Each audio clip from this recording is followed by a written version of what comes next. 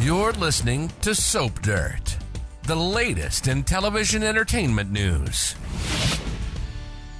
Hey there, General Hospital fans. It is Belynda from Soap Dirt, and it's your weekly prediction edition. There is so much cool stuff happening because of sweeps. I'm really excited about that, and I cannot wait to unpack all this for you. I always look forward to your comments on my predictions, whether you agree, disagree, have a different idea. Drop all that. I love reading your thoughts, and when I have time, I answer you. Sometimes I just click a like if I'm like trying to speed through because we have a bunch of comments, but believe me, I read all the comments. Please click subscribe if you haven't. Now let's unpack. We've got 5 hot predictions. The first, I think Drew Cain is about to fire Michael Corinthos. So as always, just the caveat, all of my predictions are always based on official spoilers for the show. So I'm going to tell you the prediction, tell you how I think it's going to go, and I'm going to share the spoiler with you as well so you can kind of see where I'm coming from. So the spoiler on this on Thursday says Michael and Drew cannot work together anymore. I also wonder if Michael may question Drew's insistence on firing Nina and putting Carly in her place. Not because Michael's any fan of Nina or not a fan of his mom, but really Drew was acting out. He was lashing out in anger. It was an emotional decision.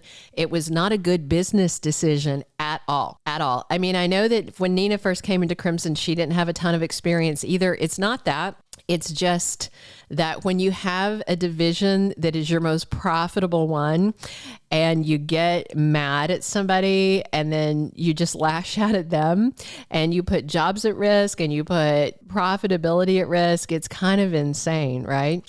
So for whatever reason, just because Michael kept the secret, or maybe because Michael tells Drew he thinks it was a bad move, firing her, I think Drew is also going to fire Michael. I think the spoiler about them not being able to work together is true. I think that Drew doesn't want to show up to the office at Aurora Media and see Michael every day because he feels very betrayed. He said it very clearly the other day at the Quartermaine mansion. You put your dad's happiness before our friendship. To be fair, Drew did come into Michael's life kind of late in life. I mean, I think Michael wouldn't have done the same thing to Jason that he did to Drew. I'll say that. And I think it's fair to say it because Jason's about to come back. The dynamic between Michael and Jason is father and son. The dynamic between Michael and Drew is like an uncle I met later in life as an adult and I don't have this deep bond with. I mean, they do have a friendship to a certain extent, things like that. But I think a lot of that initial bond they had was because Drew was initially thought to be Jason, So this is very interesting. And I think Carly's going to have a big problem with this Drew versus Michael feud that heats up next week. My prediction. Second prediction, I think Carly is going to feel overwhelmed and in over her head at Crimson, but I think Drew is going to push her hard to stick it out. You know how kind of he was insisting with Sam and Scout that Scout needed to go to this school, and it kind of took a drastic pushback to get him to tap the brakes because he's been angry and he's been pushy and he's been kind of demanding. I mean, Carly and Sam just had this talk about it. And last week, Carly, I think she kind of thought that she was showing up so that Drew could say, and Carly's getting your job, just as kind of a slap in Nina's face with no intent to follow through on her taking that job, him finding somebody else. And Drew wouldn't hear it. He's like, no, you have to do it. And then he even played the Bobby card. Oh, well, Bobby ran Kelly's Diner and was also a nurse. Well, okay. But when you're a nurse, once you're off shift, you're done. And when you run a diner, once you're off shift, you're kind of done. That magazine that's kind of all encompassing. I think that's chalk and cheese. So spoilers for Wednesday of this week say Carly tries to instill confidence in the staff. And remember, Valentine offered Nina to start a new magazine and lure all the staff away. She said no. I do wonder if Nina might change her mind if Carly is prodding at her and basically saying, oh, I can do this job with my eyes closed. I don't think Carly can, and I do think she's going to feel overwhelmed, and I think she's going to want to just get out of this situation. I don't think Drew's going to let her out. I think it's going to cause some more problems for them. Realistically, with the Nina thing, it's a bad time to start a magazine. Magazines are going out of business left and right. This past week, Sports Illustrated went under. I mean, where are men going to go to see women in bikinis if they can't, have their Sports Illustrated swimsuit issue? Yeah, so it's also a bad time to be mismanaging a magazine because of the, just the environment. I do think fashion magazines are slightly different because they get such high ad revenues from designers. So, Crimson I assume is like Vogue, but still not a good time for leadership changes and to undermine things. All right. My third prediction, I think Tracy and Lois are about to go to war over Brooklyn Quartermaine's wedding plans. So spoilers for Thursday say Lois has some thoughts about the wedding. I don't have any Tracy spoilers about the wedding. There's other Tracy spoilers next week, but can you imagine when Lois starts talking about her ideas? I'm sure it's going to be glittery nail polish and doves and, big puffy dresses. And I just picture stuff from like My Big Fat Gypsy Wedding, something like that. Tracy is not going to want this to be a Brooklyn blowout. She does not want anything trashy. She wants classy. And I can totally picture Lois and Tracy going to war over this. I definitely think BLQ is going to have to be in there, and I think it's going to be a problem.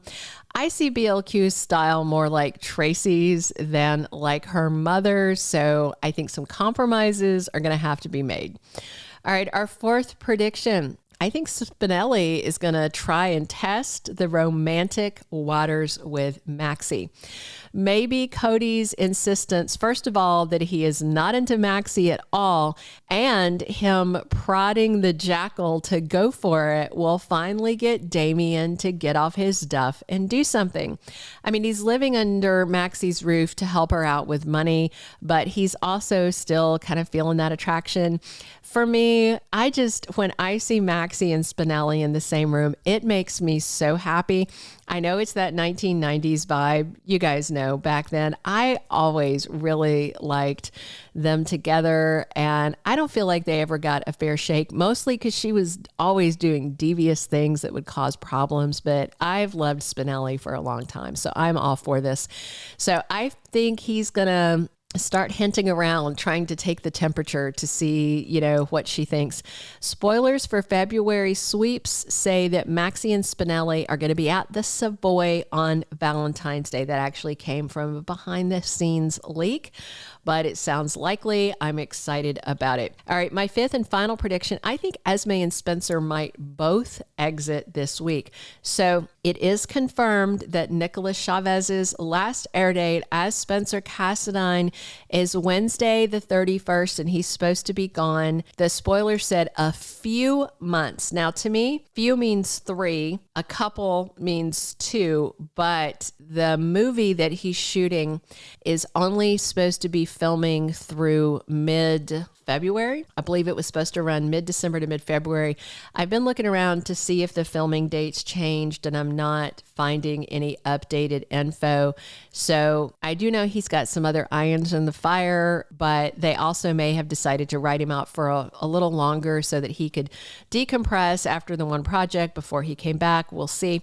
So same day spoilers for Wednesday say Trina and Spencer are in peril. As I predicted in a standalone video, Esme did not go to Toronto. She laid a fake trail to fool the cops, and it worked. And it looks like she probably has a plane ticket she bought with Alexis's credit card, because Alexis, the spoilers say, tells Laura something important next week. I think that she figured out that the credit card was missing. And then Laura tries to warn Spencer. I just wonder if Esme and Spencer are going to go missing at the same time in the same way. In one of the spoilers, there's supposed to be a dinner and then a cruise on the River Seine with Spencer and Trina. And if Esme shows up, maybe there's a fight, maybe Esme and Spencer go overboard, something like that. We'll see. But I think they both might exit at the same time. All right, that's everything I have for this prediction edition. Let me know what you think. Let me know if you think storylines are going to go in a different direction. I love hearing your thoughts. Please click subscribe if you haven't already, and come back soon. I'm here talking GH with you guys 7 days a week. And as always, it's Belynda from Soap Dirt. Thank you for being a loyal listener. Follow us wherever you get your podcast, because you don't want to miss the next episode. Soap Dirt is on all the major podcast platforms, including Apple Podcast, Spotify, iHeartRadio, and more.